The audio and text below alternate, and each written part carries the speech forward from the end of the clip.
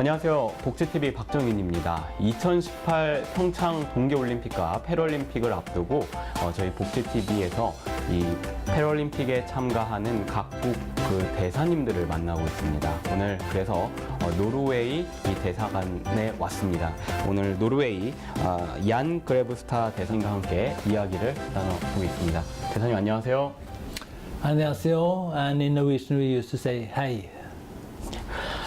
대사님, 한국에 언제 오셨는지 먼저 얘기 좀 해주십시오. 네. I arrived 1.5 years ago. 노르웨이 대사관에 이제 저도 물론 오늘 이제 처음 왔는데 언제 우리나라에 개설이 됐는지요? Actually, it was opened in 1980. That was 8 years after Korea opened its embassy in Norway. But we have had diplomatic relations since 1959, 5 years after the Korean War, when Norway was one of the 21 sending states to the Korean War. 먼저 오늘 이제 복지TV 시청자분들에게 이제 처음 인사를 하는 건데 시청자분들한테 인사 말씀 한 말씀 해주시죠. 네. It's very nice to have the opportunity to speak to the people and viewers of the Welfare TV. 감사합니다. Thank you. 노르웨이가 이제 세계에서 가장 행복한 나라로 꼽히고 있습니다. 노르웨이는 이제 어떤 나라인가요? There is no objective answer to such a question. There will be many opinions, but from my personal point of view, I think the fact that we are an egalitarian society with very few rich and few poor people, that's quite important. Then we are blessed with a fantastic nature. We have 3.5 times more space than the Koreans, and we are only 10% of the population. So we are an outdoor people enjoying the nature. Then of course we have been lucky having a lot of revenues from the oil and gas industry, which makes our welfare programs very good, and that creates safety for the individual. So that's quite important. And then I think something which is typical Nordic, that is the gender equality. The fact that we have both men and women taking part of the raising children. We have paternity leave, 10 weeks for fathers. 70% of men are using it. Yeah. So I think that's quite important factors. 이제 한국에서 이제 좀 전에 이제 웰페어 폴리시에서 이제 얘기를 해주셨는데 복지 정책에 대해서 얘기를 해주셨는데 한국 같은 경우는 이제 최근에 이제 복지 예산이 굉장히 늘어나고 있습니다. 근데 노르웨이에서의 복지는 어떻게 이루어지고 있는지요? As I already mentioned, we have a welfare state, and that means we have a lot of welfare programs.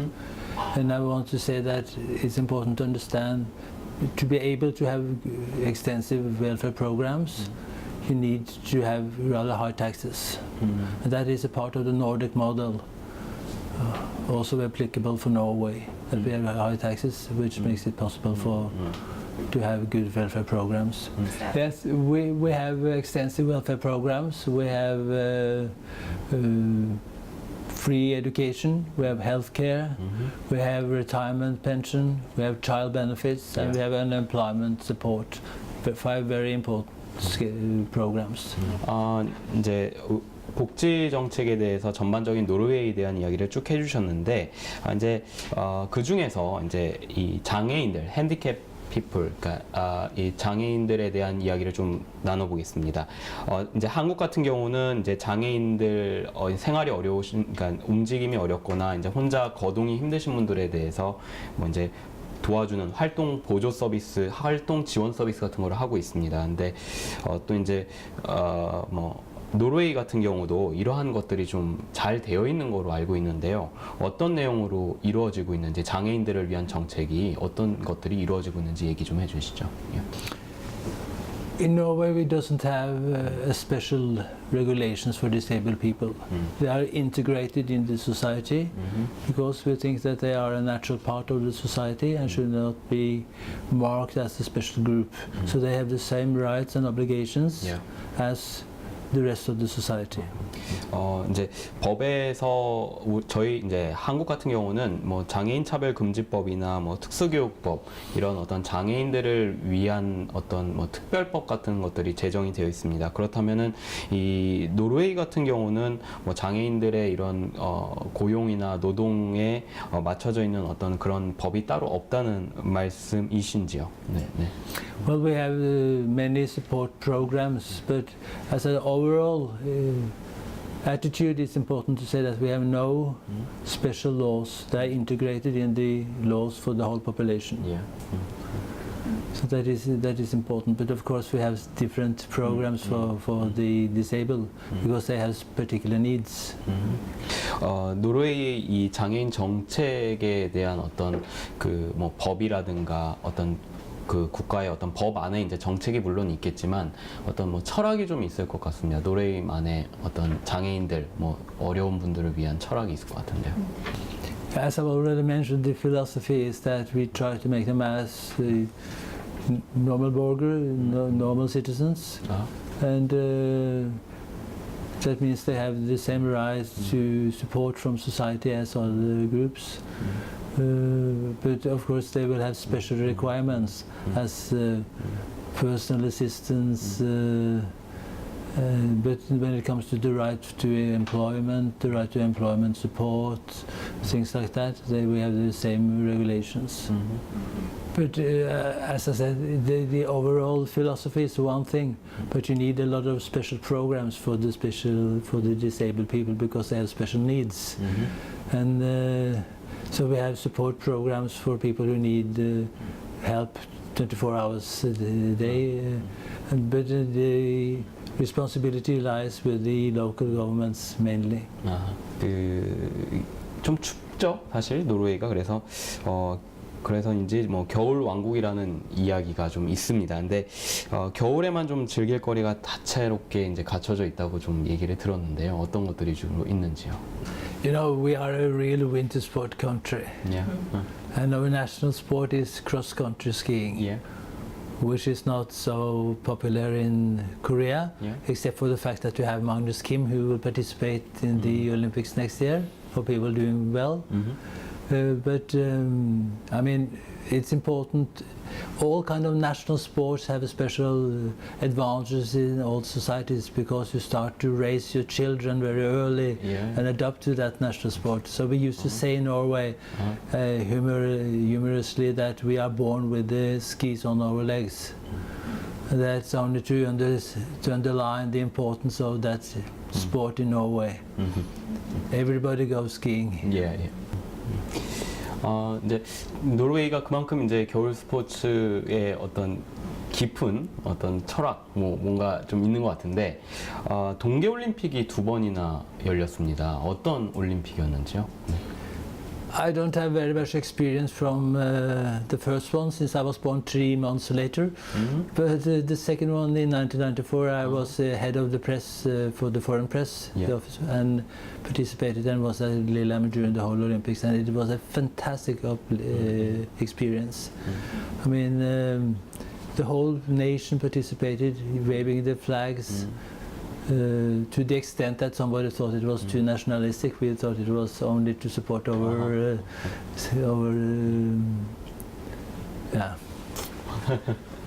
athletes was the point. I can promise that we had a very low productivity in society during those 2 weeks. 대사님은 이제 동계올림픽을 이제 2번 중에 이제 1번을 직접 목격하시고 그 일을 하셨는데, 대사님이 평소에 좋아하시는 동계 스포츠는 어떤 건지요?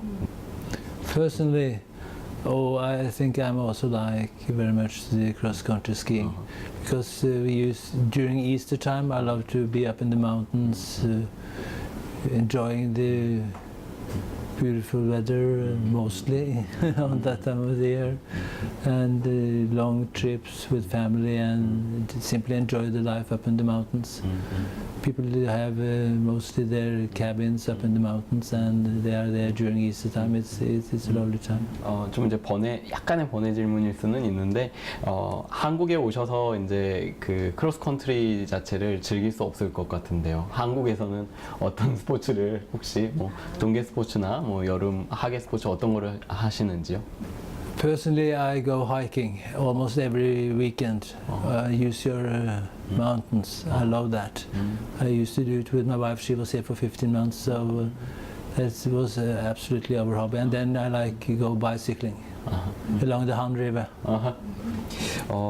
뭐 계속해서 이제 뭐 동계 올림픽과 관련된 이야기를 나누고 있는데, 이 한국은 사실 이제 동계 스포츠가 이제 이 사계절이기 때문에 좀 제한적일 수 있습니다. 그래서 이제 동계 스포츠 선수들을 육성하는 데 있어서 좀 어려움도 있는데요. 그래서 이제 생각이 드는 게, 이제 원래 이제 엘리트 체육이라는 거는 생활체육인들의 어떤 그러한 이 성장 과정과 거기에서의 이제 엘리트 체육이 활성화된다고 생각을 합니다. 근데 이제 동계 스포츠를 할 수 있는 연습장을 늘린다거나 어떤 이렇게 쉽게 이 생활체육인들이 동계 스포츠를 할 수 있는 방향이 옳은 건지, 아니면 뭐 다른 또 노르웨이만의 그런 경험을 통해서 있는지요. 네.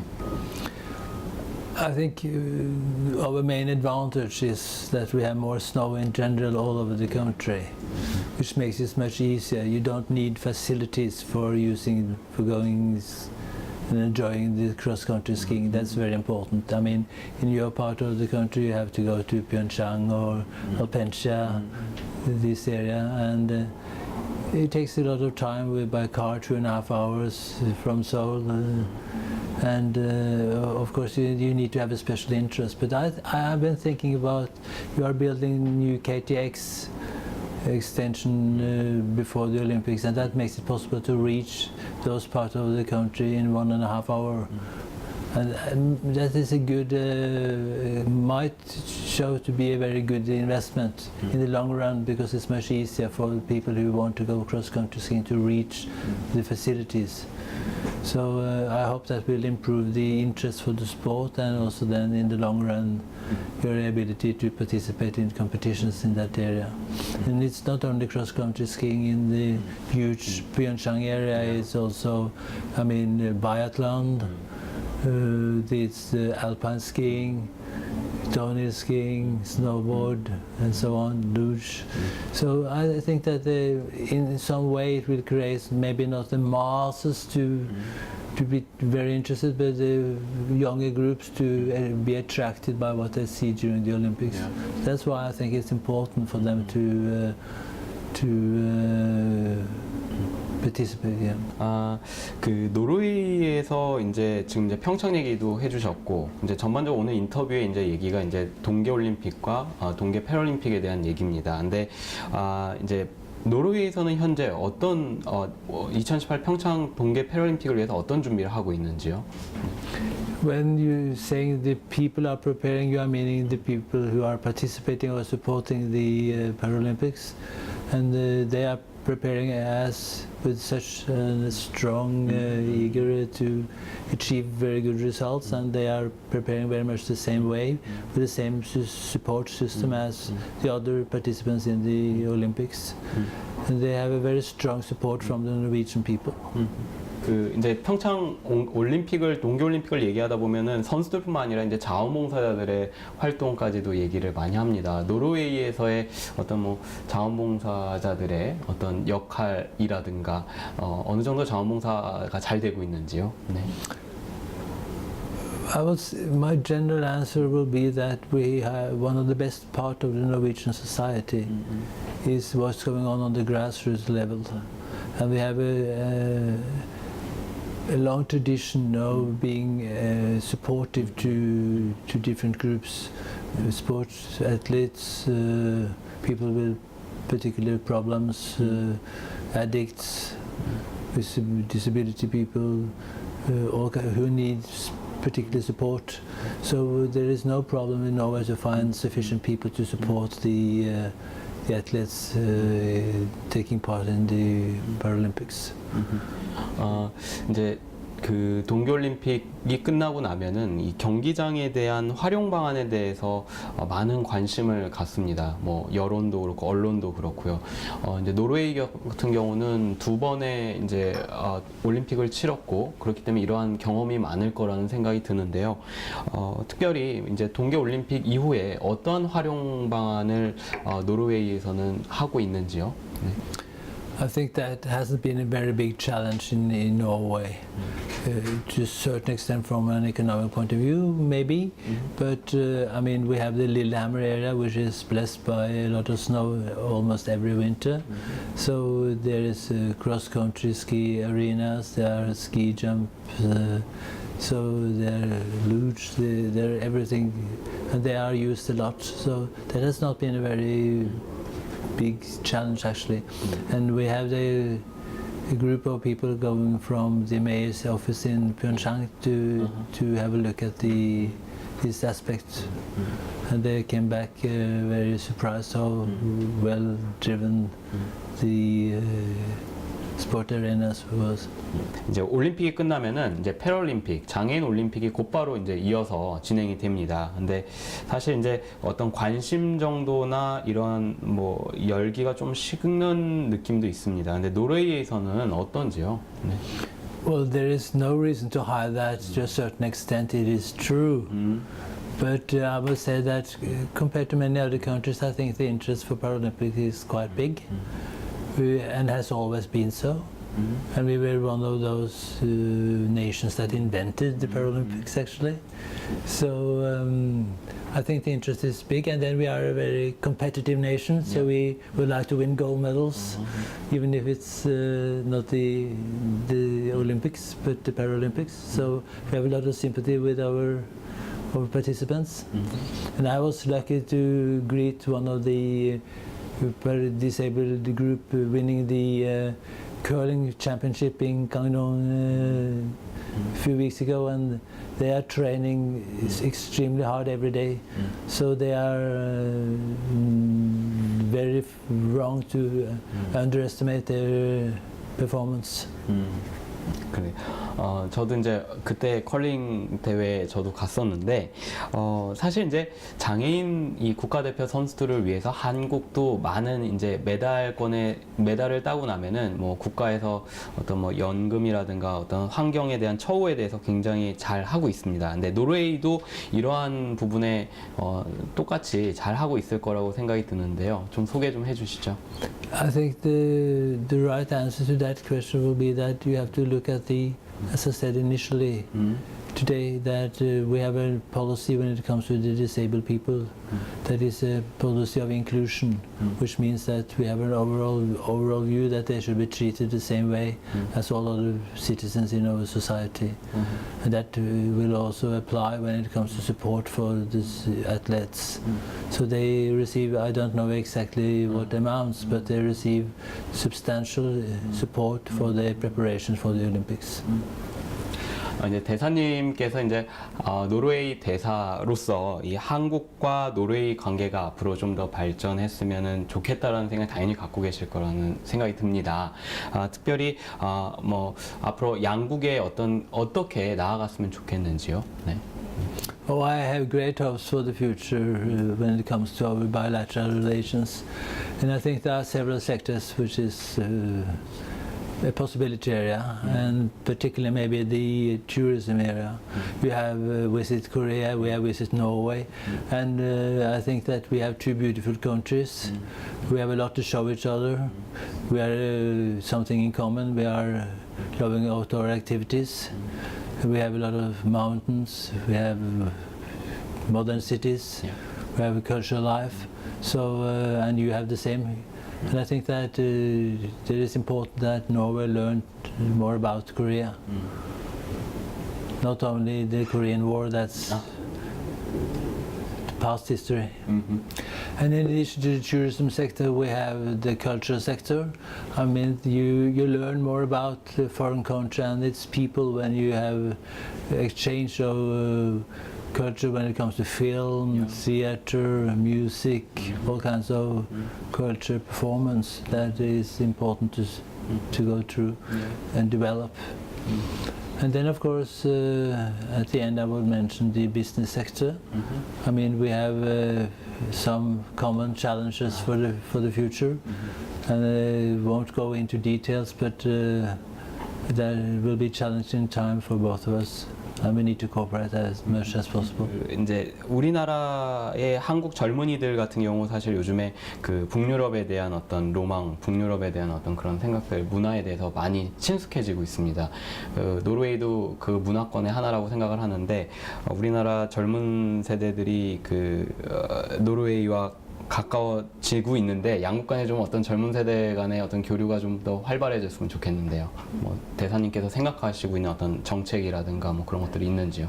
I can tell you a story which actually arrived yesterday.